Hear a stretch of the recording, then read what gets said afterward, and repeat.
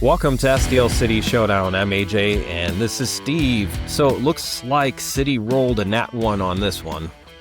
But, oh my God. We have a beautiful city in beautiful weather, and we go out there and we wear our mustard kits and nothing happens. Dude, even Apple TV was labeling this as yellow, like we're in the yellow jerseys. Dude, it's gold. Yeah. Did you see that? I didn't. I actually watched a lot of the match on FS1. I want to see what their feed was like. So what was the difference? The commentators, because the actual camera feeds were exactly the same. They're from the MLS. And so the commentators were just different. But what about that camera work? It's like they couldn't have been higher in the sky. It was ridiculous. Dude, I mean, it was like from the Goodyear blimp, dude. Yes. It was so bad. It was like playing NFL 2K on the Sega Dreamcast. It was so high up, you couldn't see anything. It was so bad. But I guess it kind of spared us seeing our players' reactions, physical reactions at that mess last night. By the way, if you guys haven't noticed, Steve and I are kind of nerds. You know, like I like Star Trek, Star Wars. We were talking about, Nat 1. So if you don't know what D&D is, I mean, at least, come on, Stranger Things, at least they refer to it. It's Dungeons & Dragons. You have these like cute little dice here. So one of the things in D&D is they have what's called a heroic inspiration, where you get to re-roll your dice and you get like another shot at getting a higher thing. In that spirit, Steve, if we had to re-roll the dice, so to speak, and we could rewrite one event from this game that we watched, whatever you want to call that, a game, match, or people kicking around a ball, sort of. Showed up. Yeah. Yeah. What one event would you rewrite? And I think we might have both the same. Yeah. There's only one event in this entire match that all of us said, that was when Miggy, playing in a position that's not his natural position, made just an amazing cross to Betcher, and he just boofed it. He just missed the ball. And that could have been a 1-1 draw at that time and changed everything at that point. That was even the commentators were like, that was our best shot so far, and absolutely nothing. So yes, I would have had a re-roll of that shot and hopeful that Betcher actually comes through. What about you? I actually watched a lot of games this weekend, and I know everybody hates Miami, including us, right? But I love Messi. I think he's a great player. And just when you watch him, okay. he anticipates everything. He literally is like a Jedi, where he just knows what's going to happen before it happens. And that's the thing is everybody complains about not having a finisher, etc. That's what kind of finishers do. They almost anticipate things, and then they make these really athletic moves to happen. Like, that's a scenario where Betcher should have known 3, 4, 5 seconds beforehand that was likely to happen. Instead, it looked like he was reacting to a situation instead of proactively almost planning to do that. Yeah, it was bad. Agree. I got nervous when I saw. I love Miggy. In fact, coincidentally, the scarf that I've got hanging back there, the 2023 scarf, I actually won that scarf at the City Block Party. That was the big wheel you can spin. I got a 200. I got that scarf. I was wearing city gear out there. I was guiding traffic at the school I worked at the time. And a parent came up to me and she said, "Do you like city soccer?" And I was like, yeah, I love them. I tell her, she's like, "I am friends with Miggy's parents." And I'm like, she's like, "What?" She goes, "They're doctors and they work at the clinic or something that I work at." And she says, "If you ever have anything you want me to have him sign, you bring it and I'll have him sign it." And I almost lost my mind because he was still in high school at the time. She took that scarf from me the next day, and like a week later, she brought it back, signed it. So I dig Miggy. And the fact he stepped up, he played a position that wasn't his natural position, and actually showed up and could have had an assist. Imagine how good that would have felt for him. And no, we had the guy we have signed through 2029 couldn't make the easiest damn shot. I think everybody that's listening, everybody who's on Reddit, everybody on Facebook is thinking the exact same thing. And here's the thing. If that had scored, it would have been a 1-1 game and everything changes because now St. Louis, let's face it, St. Louis was on their back foot the entire time. If we had scored, we wouldn't been so desperate, and hopefully we would have played differently, honestly, because you play different whether you're ahead or behind. Oh, yeah. That could change the game script. We were a wounded team, And we come out there and we tie the game. They scored within the first 3 minutes of the match. It looked amazing. And we come out there and we tie it, and it changes the entire dynamic of the game. But no, we couldn't do that. So I'm going to tie this in. You ready for this? I'm going to tie this in to our next game. Our next game we're calling Hooligans and Luligans. And Steve, you want to explain the thought process behind this? Yeah, so AJ was wanting to come up with a game that we can compare thoughts. So an irrational thought versus like a rational thought. And we were spitballing some names. And I was like, what if we said the supporter section? What if we said that? And then we were kicking back and forth. And what we landed on was Luligans versus Hooligans. So if you're not familiar with like European soccer, the Hooligans, and if you're not, you really see in the news, they start fires and they're the punks, and they start fistfights, and they're just ridiculous. They're ridiculous fans. So they're the Hooligans. Meanwhile, the Luligans, we're a little kind of messed up in the head as well, but you know, we're pretty fun. We know we have good hearts. So that's what we landed on. So the Hooligans are going to be an irrational thought, while the Luligans will be like a rational-ishy thought. So what do you have, bud? Okay, so we're going to tie this together, right? So we just said, and we both were in agreement, and probably everybody listening is the same thing, that one play from Miggy to Betcher would have changed the game. Now, if we were a hooligan, how do we view that event? Does it actually change a game, or do we still lose? What does the hooligan say? The hooligan would say it would have been the greatest goal ever, and we have to start erecting a statue. Betcher would be the greatest thing ever, and because he missed it, now I think a hooligan would say, like, we got to run him out of town. He's the worst player we've ever seen. Get him out of here. Yeah, so do we win that game based on making that goal, yes. Or do we lose? Oh, a hooligan would say, well, we 100% win, shut it down, everything's gone. They would say a draw was a win.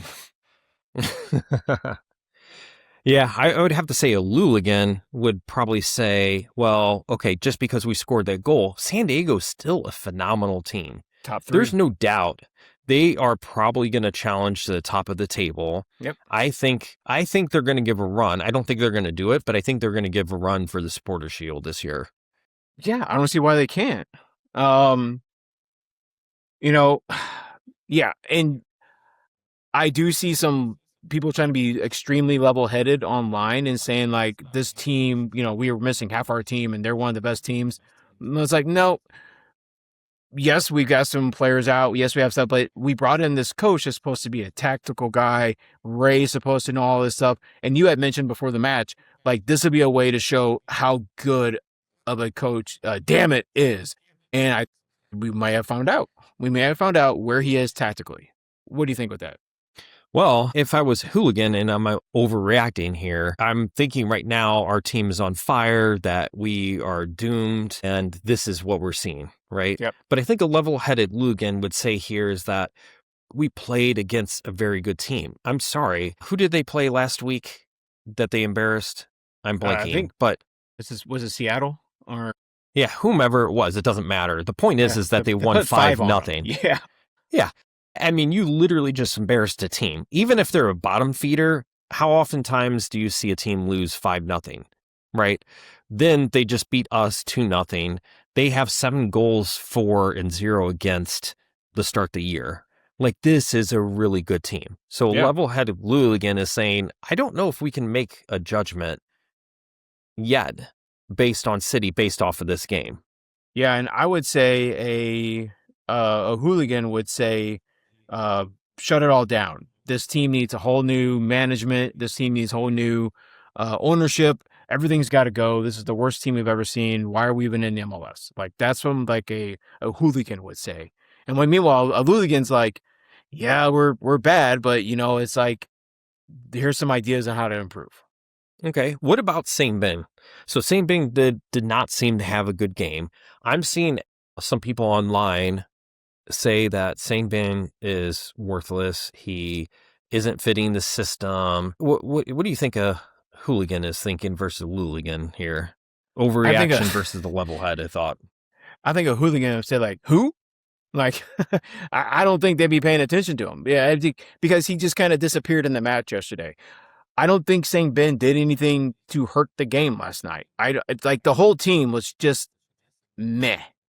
And I don't think he did anything to offset that. I think that San Diego had a game plan. Their game script was to shut us down, and they did it perfectly. And we don't have a striker. So his goal is to feed a striker. And he didn't have anyone to feed to, because sure as hell ain't Betcher. We had 6 shots last night. So I don't see how one player like saying Ben would be to blame when he was lightning on the first game. So no, I don't buy that. What do you think? Yeah, so here's my Luligan thought is that in our system, right, a 3-4-2-1, you have mostly wing play and you have a weak midfield. What we saw in this game is anytime we headed towards the wings, right, where mostly Sangbin was operating, it got crushed, right? San Diego said, hey, we knew what kind of formation these guys are going to come out, what their strategy is, and they shut it down, right? Most of the time when you saw that we passed in the wings, guess what? We ended up turning it over.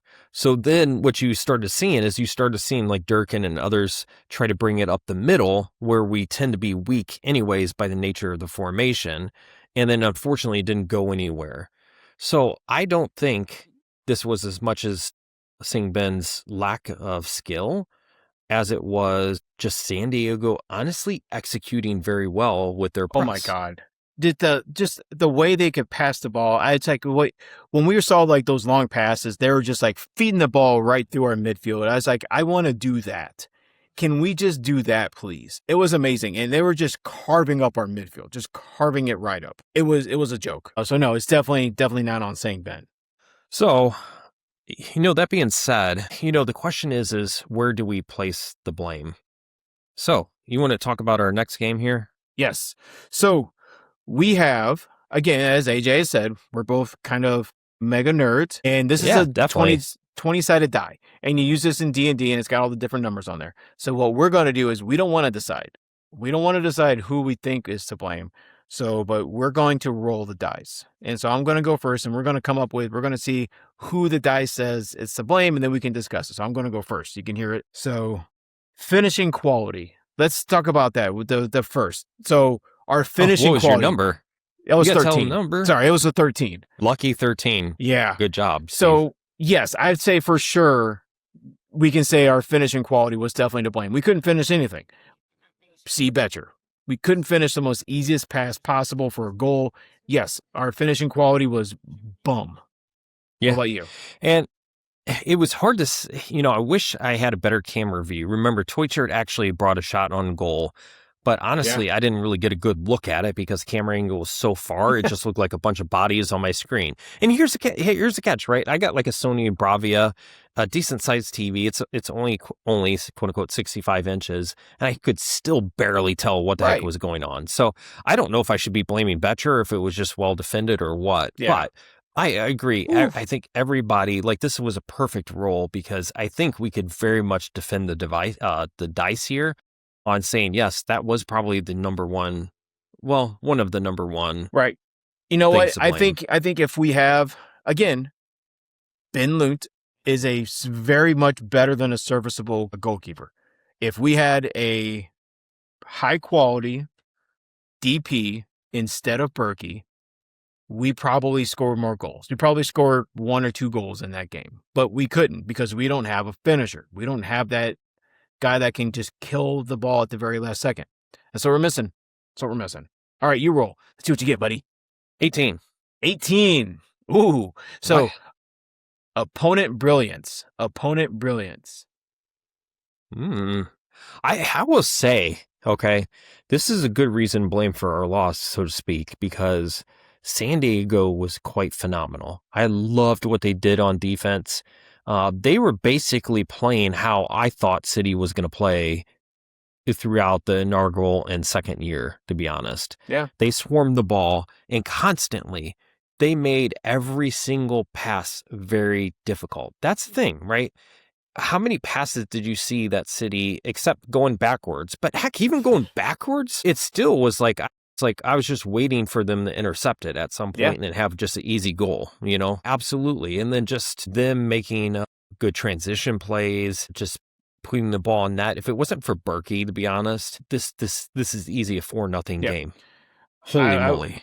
I wish we could have seen some of those saves up close. That would have been great. But so to the opponent brilliance, yes, Dice, you are right. The San Diego was absolutely brilliant. They kept us under 40% possession for the ball the entire match. They had over 91% passing. Like you were right. Every ball seemed to go as like it were and needed to. They have an excellent game plan. Their players, their drafting, the way they have their players brought up. It's clearly an amazing franchise. And even their fans seemed like they seemed to keep their heads last night. Like the energy in that stadium was amazing. And you're right. Save for the first half of our inaugural season, I want our team to be this. And I'm hoping they keep it up because it's really great to be able to see the MLS can expand and be successful because we were successful our first year and then it fell off. But they were utterly brilliant in most of the games. So yeah, I totally blame that it was all San Diego. All right, let's do a few more. Okay. Individual defensive lapses. I mentioned, so we're going to blame the defensive lapses. I looked and both of the goals that we gave up last night were on the left-hand side. And that was going to be Palvera and Santos. So yeah, I blame our defensive gap on that side. And I don't know how great Durkin was, although he was highly rated in the midfield. So yeah, I want to say Palvera and Santos just got chewed up, and it was the defensive lapse by them. And I think Berkey got caught off by one of those goals as well. So it was a mental game, and we got outthought. So yeah, it was just defensive lapses. That's all it was. Well, I got to say, the Dice right now is definitely 3-0. It's definitely been spot on. I would say it's not just individual, but just collective. And part of it too is, let's be honest, whether it is American football or, this football, anytime you're on defense for too long, you're just going to wear down. And I think that was part of it, because if you notice possession, because you brought up the possession a second ago, I meant to text this last night, but the thing is, just because we had 39% possession, it's not really true possession, right? Yep. We basically possessed it on our back line, but the second that we started progressing it, we lost the ball. Yeah. Where San Diego at least progressed it to the attacking part of their field. And then if they did cough it up, it was in a relatively benign area. You know what I mean? Mm-hmm. And it wasn't a big deal. But for us, we were always coughing it up. It seemed like in midfield, like the true, line down the center midfield. Yep. And it was automatically our defense had to go right back to high alert instead of at least being an attacking third, where I don't want to say you could relax a little bit, but not every single person had to. Yeah. Right. Exactly. Yeah. If you spend too much time on defense, you're going to eventually cough it up. And we don't have an offense right now. Unfortunately. All right. You ready? Yep. Here we go. 15. A lot of high rolls. This never happens in D&D. Injuries. Oh, and injuries are rotation. Let's just do, injuries rotation or players unavailable. Ooh. Well, and let's be honest. I think that was probably one of the biggest factors for this game. We don't blame these players at all, right? Because, Leuven taking care of his wife, way more important than any stupid sport. You got to take care of your family, right? 100%. Hartel, he has a kid that's about to be born or was born. You got to take care of. I mean, this is something that just transcends sports. Yep. So we don't blame them. However, the lack of them being there obviously showed, right? Could you imagine having a midfield with Leuven there? Could you imagine having the, mid to attacking midfield with Hartel there? Could you imagine the defense with perhaps both Falls there? Now, we haven't seen them actually play in this system and together, but you could imagine maybe a little bit increased quality. Yeah. I think this may be one of the biggest issues here. The other thing is just because we're talking about rotation, Steve, I have to mention this. I like Prez. He did have some highlights, but why not Celio? Man.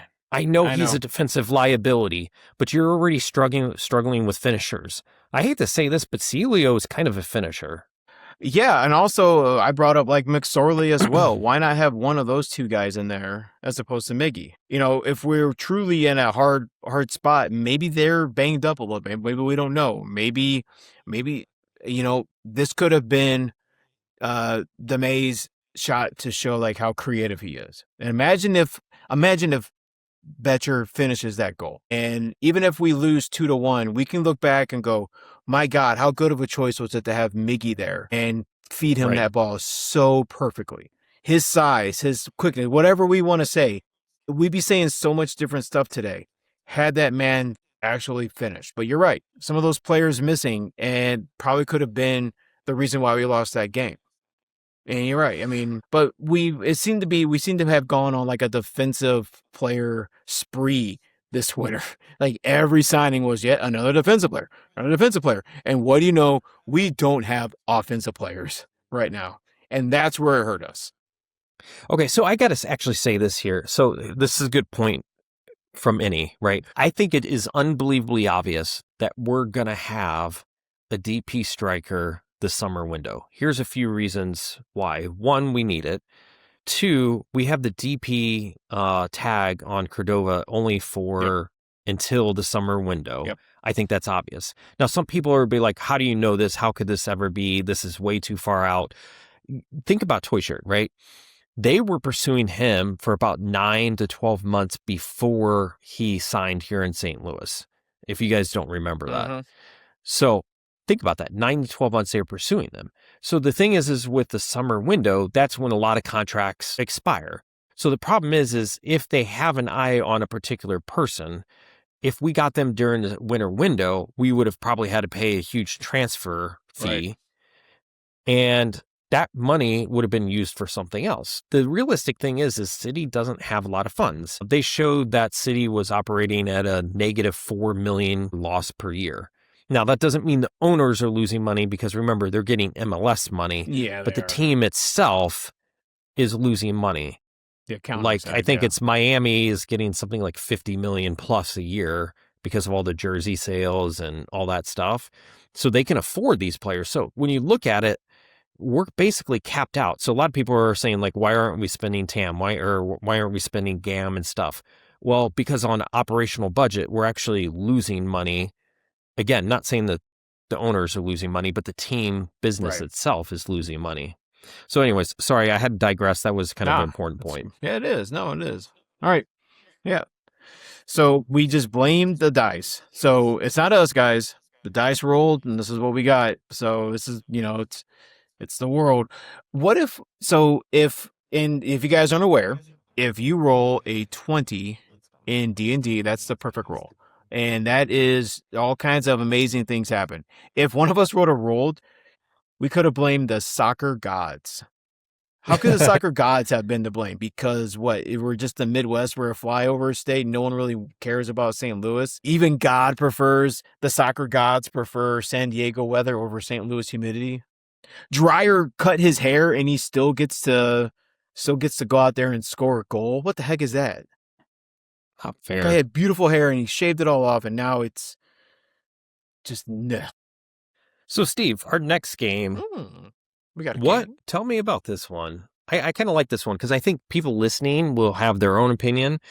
And I think for the most part, we may be similar, but let's see. Okay. So this is the start bench, right? Mm-hmm.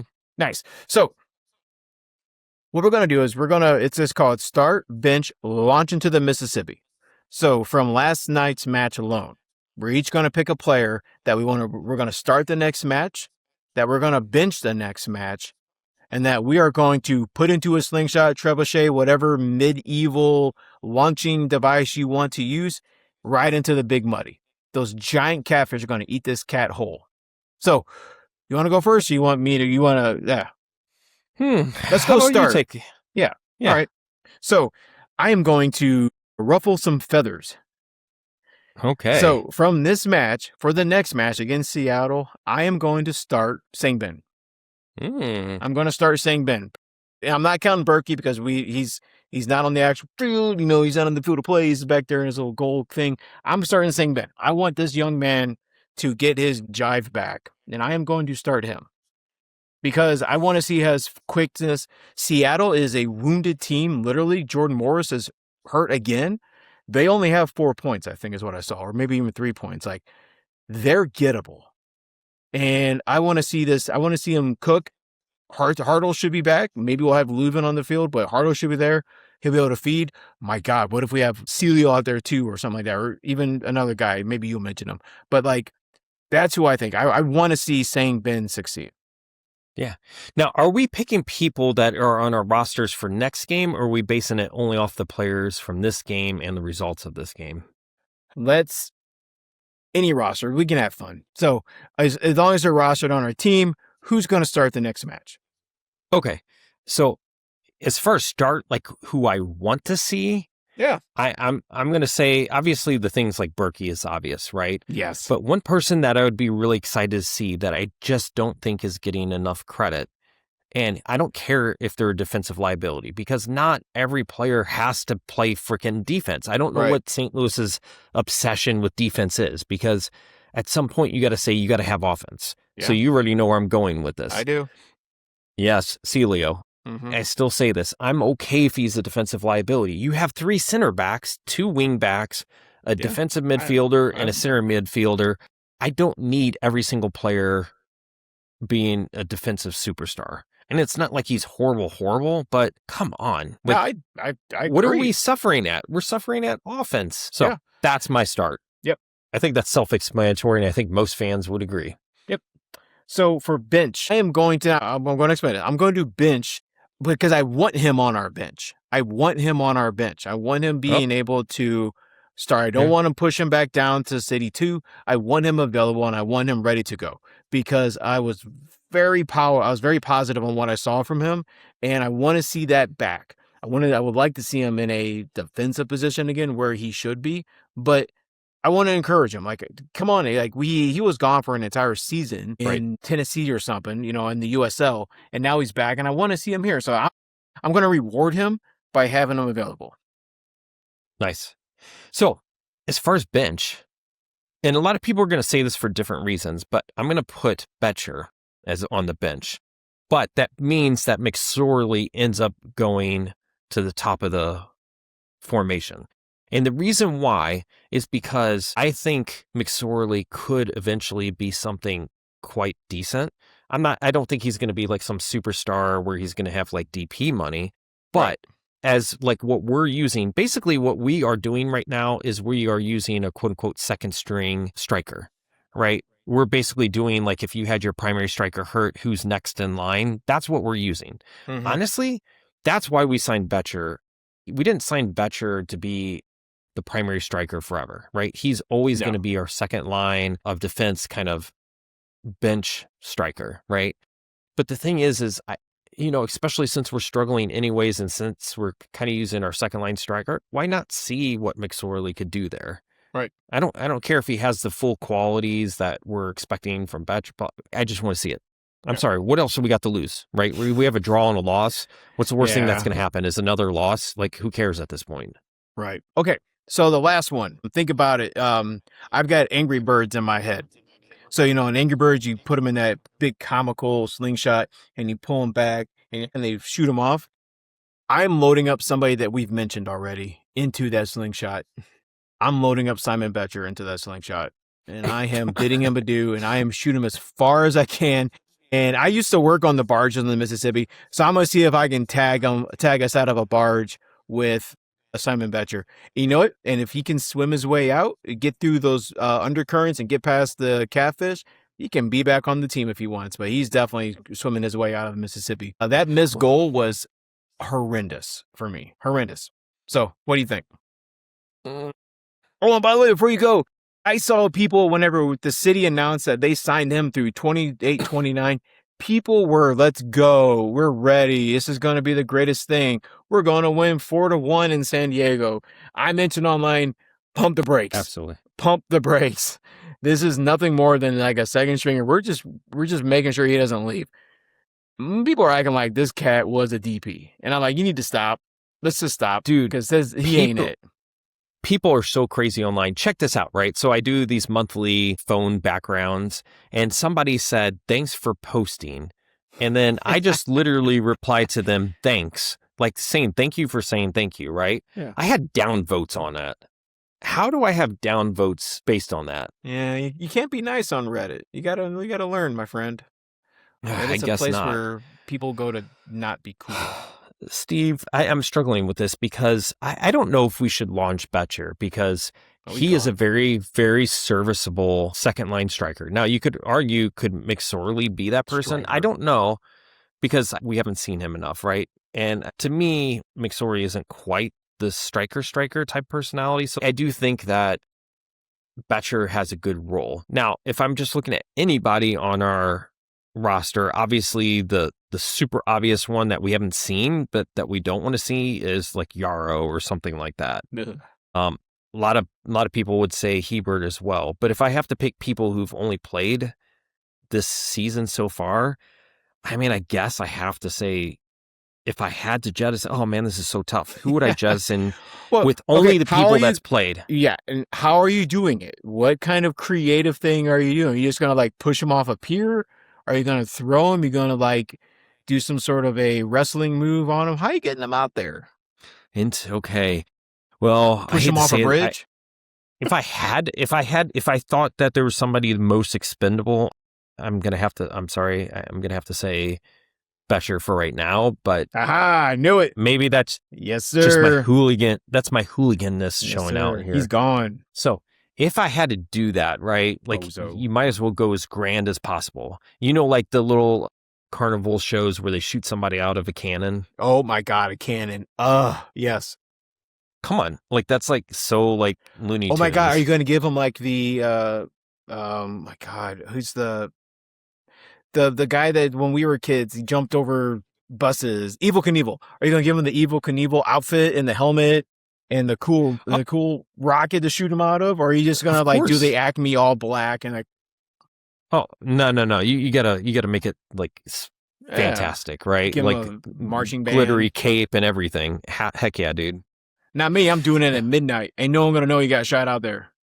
Okay, dude. So we have to do this before we go because we're starting to hit our usual time here. Yep. But we have to do goal or no goal. So, do you have any goal or no goals here? Oh my God, I've been waiting. So yes, on Reddit, MLF420, classy critter, said, "Gold is more cursed than the collar. Goal or no goal?" As someone who is actively donning the gold or no goal, the gold is more cursed than the color. I'm sorry. I actually like seeing the gold, especially on TV, way more than the little collar jersey. And I don't like the collar nearly as much as like a regular collar. Yeah. So I'm going to have to go with no goal just because we can't be that cursed. Like I have my prediction of fighting for 8th place this season. Chicago they have like their forever. They have this is called Forever Red or something like that. But they have collars, and their collars manage to stay down. Like they have little bitty collars too, but like their collars don't look like they're trying to leave their shirts. It's so ridiculous how like different it is from our collars. Okay, so I have a really good one for you, right? It's a Gutty Master on Reddit. Prediction: Kloss alone will outscore our whole team this year. So this. I saw that one, and that could easily be like a hooligan versus hooligan thing, because of course he's not going to outscore the whole damn team. But it is fun to look at that now. He's got 3 goals already, I think, and we have what, one? So right now he's outscoring, and trust me, I bet he knows. And I bet he's had someone send something to Diego to remind him of that little fact right now. So, yeah. Yeah, so we're saying no goal, but our hooligan side of us is saying, yeah. Our hooligan side is saying, that's a motherfucking goal, you know. How about this one? From Cab5M2. Time to start Toyshirt and McSorley over Betcher and St. Ben. Goal or no goal? Okay, guys, I appreciate effort. I really do. And Toyshirt out there had amazingly awesome effort game, but it was also starting to get towards what I call junk minutes, where teams kind of park the bus and you're not really seeing the full thing. And ultimately the result didn't change, right? Still no goals were scored. Mm-hmm. Let's not overreact and let's not be a hooligan here and say that somehow Toyshirt is absolved of everything last year and everything. Like he had a few good games in, what was that, 2024, but then 2025, not so good. So I am not overacting. So I'm going to say partial goal here. So hit the crossbar. I guess. It got close. I don't know. Because I do think the that's ball an split in overreaction. half. The ball split in half, and then half of it went in goal because I like the McSorley idea. Come on. St. Ben is just, he's fast. He's going to work well. And at this point, is it more, I know they're saying Toychert was hurt last year. At this point, is it more mental with him than like physical? Because like we expended a lot of like capital to get him here, and it's been almost like a lost trial at this point. All right. On Discord, not El Tapatudo says, I'd keep the coach, fire Diego, and open up the wallet in the summer. Goal or no goal? Okay, that's the dumbest goal or no goal. This is like shooting 10 goals in back in net. Of course, we're going to say fire Diego because he is the reason why Klaus left. Yeah. 100% reason. And then 2, of course, fans are always going to say open up the wallet, but we have to realize that as a business, City is losing money here. If they're going to spend any money, it's going to be on one big striker, and that's it. That's all we're going to see. We might see little like exchanges, like, okay, we get a $200,000 player for a $200,000 player. We're not going to see our overall payroll increase except for this one DP striker. That's it, guys. Don't get your hopes up. This is business. Yes. This is just pure business. We're losing money. They're not going to do more than this. Just get over it. I'm sorry. Don't hate me. No. And it's, by the way, I mean, if you guys hate me, I can give you Steve's email later on. That's right. And that's right. Yeah. And I think the reason why like we're seeing the gold jerseys in the home opener is because they're not selling them. They're not making a lot of money off of them. And the team has to make more money. So yeah, we're not going to go out and sign a bunch of players. I think one big splash, get a really, really great DP striker, and then kind of sit back. And I think if we get a striker, a real big name, not some Bundesliga 2 fella again, but like an actual, I keep saying that the team needs someone with one name that people, most like non-fans, can recognize. They need that single name. I don't know if we're going to get that in St. Louis. I mean, the MLS is hard enough to get those players. And I don't know if we're going to get that in St. Louis, but we can get as close as we possibly can. Yeah, I got one last goal or no goals. So Formal let 3532 said, stop with the Leuven was out. So that's the first one. And then the second one in the same is the team should buy out his contract because that's a right thing to do and let him focus on what's important instead of, et cetera, et cetera. So the first one is, should we stop saying and Leuven was out? Goal or no goal? Yeah, I think we should, because at this point we have to figure he's not going to be available. And the team, I'm sure the team is more than aware of that. So yeah, for me, that's then two, should we buy out his contract? I also say, I say that's a goal. We should just buy him out. Don't make him stress about doing it. But I don't think that's if we're already losing money, I don't really think we can do that, but I think as a personal side, sure. And I think they're probably doing that by not require him to be at matches. I think they're doing that already. So my thing is the first one is, should we stop with the Leuven was out? I would say goal. However, I'm going to say no goal for buying out his contract. Yeah. Because if you buy out his contract, it's going to be for the same amount of money, right? So if we buy out his contract, what are we going to replace it with, right? Somebody who's like a $150,000 player that's not going to make impact. Heck, if Leuven plays two games in this entire year, okay, we have a ringer that we bring on our team for 2 games this year that elevates us for 2 games. At least we get something out of that. Yeah. It's like it's like bringing a player off the injury reserve late in the season. And I do think keep him on and let him cook when he can. It's almost like being in wrestling, where you got that wrestler that comes out once every 5 or 6 matches, but man, when he comes out, it's got an impact. Absolutely. Coming in with the steel chair, like let's do it. So, Steve, do you have anything left, or should I leave it to the dice to decide? Let's leave it to the dice. I think Okay. this Here we game go. was not great, but it's fun talking about. Let's leave it to the dice. Here we go. You ready? 20 we go. Nat 1. Guess what? Nat 1. So I guess we're going to have to stop. Ah! Funny how that happens. Oh, man. The DM's cooking the dice. What? All right, kids. So we know how we do this. Look around. Look around for the cat, look around for the dog, look around for the small children, whatever. Go brrr, scare them, jump on top of them, go all for city, baby. And then go cry in a corner.